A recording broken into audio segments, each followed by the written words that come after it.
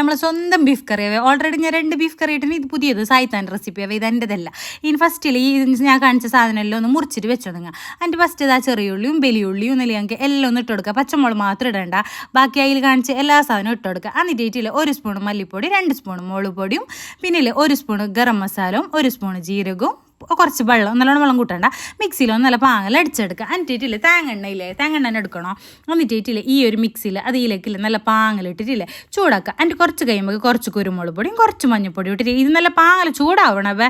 ഇത് കുറച്ച് സബൂറാക്കിയിട്ട് എടുത്തോ നിങ്ങൾ. എന്നിട്ടില്ലേ കയറ്റി വെച്ച ഇറച്ചിയില്ലേ, മുന്നേ വേവിക്കാനൊന്നും ഇല്ല, കയറ്റി വെച്ച ഇറച്ചിക്ക് ഇതൊന്ന് ഒഴിച്ചു കൊടുക്കുക. എന്നിട്ട് അത് ഉപ്പെടുത്ത പച്ചമുളകില്ലേ, പിന്നെ ബാടിയെ കറച്ചപ്പല, അത് എപ്പോഴും എൻ്റെ അങ്ങനെ തന്നെയല്ലേ. എന്നിട്ടിലേക്ക് ഉപ്പ് ഇട്ടിട്ട് വേണ്ടത്ര ഉപ്പ് ഇടുക. അതിന് നല്ല പാങ്ങലൊന്ന് മിക്സ് ആക്കിയിട്ടില്ല. നിങ്ങൾക്ക് എപ്പോഴും വെക്കുന്ന ബീഫ് എത്ര വിസിൽ ഞങ്ങൾക്ക് ഇങ്ങനെ ചെല്ലാറില്ല, നമ്മൾ ഓരോരോ കുക്കറിൻ്റെ ഒരു ഇതല്ല. അപ്പോൾ എൻ്റെ ഇങ്ങനെ ആയിട്ടുണ്ടാവും. ഇനിയില്ലേ ഇങ്ങനെ ആയതിന് ശേഷം എന്താ കറിയോ, ഒരു ചട്ടിക്ക് തേങ്ങ ഒഴിച്ചിട്ടില്ലേ, തേങ്ങ മുറിയില്ലേ അന്ന് നേർങ്ങനെ മുറിച്ചിട്ട് കൊടുത്തിട്ടില്ലേ ഇത് ഇട്ടിട്ട് പാങ്ങലൊന്ന് വറ്റിച്ചിട്ടെടുത്തെങ്കിൽ സംഭവം റെഡിയായവേ.